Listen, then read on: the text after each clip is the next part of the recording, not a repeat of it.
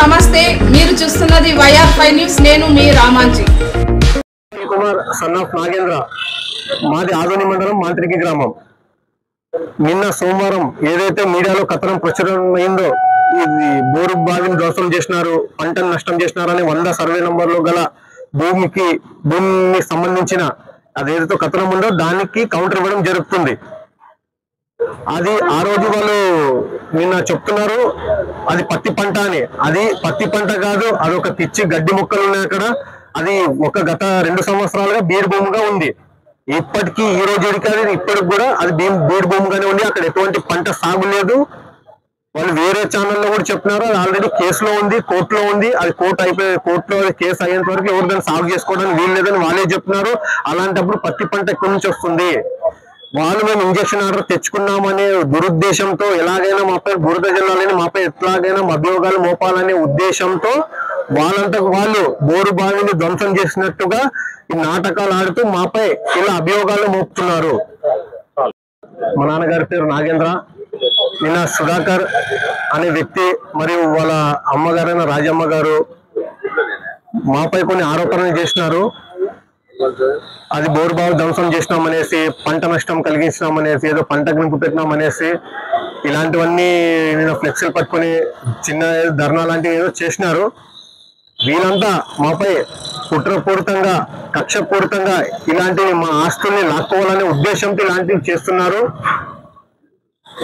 మా తాతగారు కె అయ్యప్ప గారికి 3 కొడుకులు, కె పెద్ద ఈరన్న, కె చిన్న ఈరన్న, కె నాగేంద్ర. వీరికి మా తాతగారైన కె అయ్యప్ప గారు 1981లో 6 ఎకరాల 45 సెంట్ల భూమిని కొనుగోలు చేసినారు. అది కొన్ని కారణాల వల్ల 1995లో కోర్టులో కేసు వేయగా 1999లో మాకు అనుగుణంగా జడ్జిమెంట్ అనేది వచ్చింది. అందులో ఆ 6 ఎకరాల 45 సెంట్ల పొలాన్ని మేము అనుభవిస్తున్నాం అప్పటి నుంచి. దానికి సంబంధించిన జడ్జిమెంట్ కాపీ ఇది.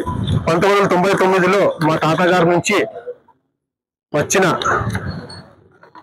మేము కోర్టులో గెలిచినప్పటి జడ్జిమెంట్ కాపీ ఇది.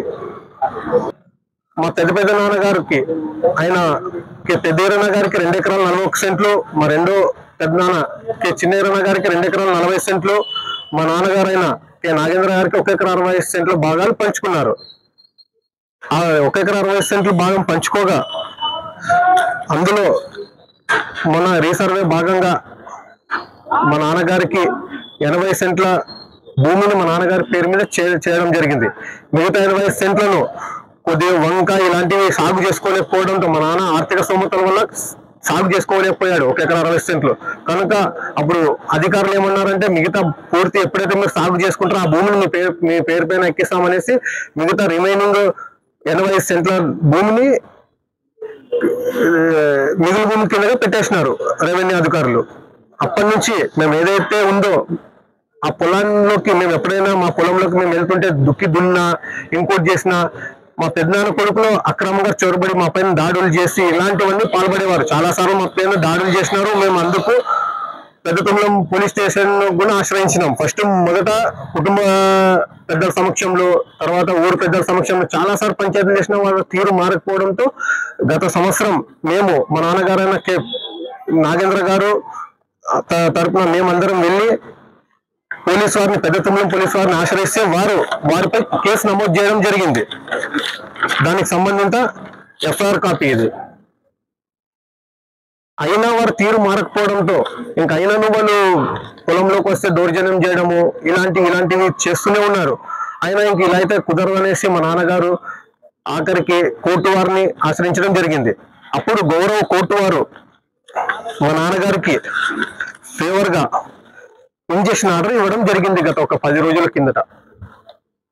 ఇది ఏదైతే ఇంజక్షన్ ఆర్డర్ కాపీ ఇది మా నాన్నగారికి అనుగుణంగా ఏదైతే ఇంజక్షన్ ఆర్డర్ రావడంతో వాళ్ళు ఇంకా వీళ్ళని లీగల్ గా ఎటువంటిది చేయలేము అనేసి తెలిసి వాళ్ళకు ఇలాగా మా పైన ఇట్లా మమ్మల్ని బ్లేమ్ చేయడానికి, ఇలాగా మా గౌరవం మర్యాదల్ని ఇలా తీసేస్తే వీళ్ళు ఎప్పటికైనా కానీ లొంగుతారు, వాళ్ళ భూమిని వాళ్ళు వదిలేస్తే వెళ్ళిపోతారు అనే దురుద్దేశంతో ఇలాంటి నీచమైన పనులకు ఒడిగడుతూ ఇలాంటి మాపై సంబంధం లేకుండా వాళ్ళు అత్యాశతో ఇలాంటి ఇట్టి నీచమైన పనులకు ఒడిగడుతున్నారు.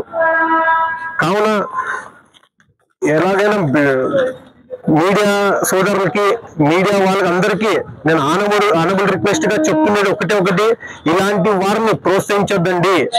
ఇది ఆల్రెడీ కోర్టులో ఉంది, ఇట్లా మా తరఫున ఇంజక్షన్ ఆర్డర్ వచ్చింది ఆల్రెడీ. ఇలాంటి వాటిని మీడియా వాళ్ళు సహాయం తీసుకొని వాళ్ళు ఇంకా రెచ్చబోతున్నారు.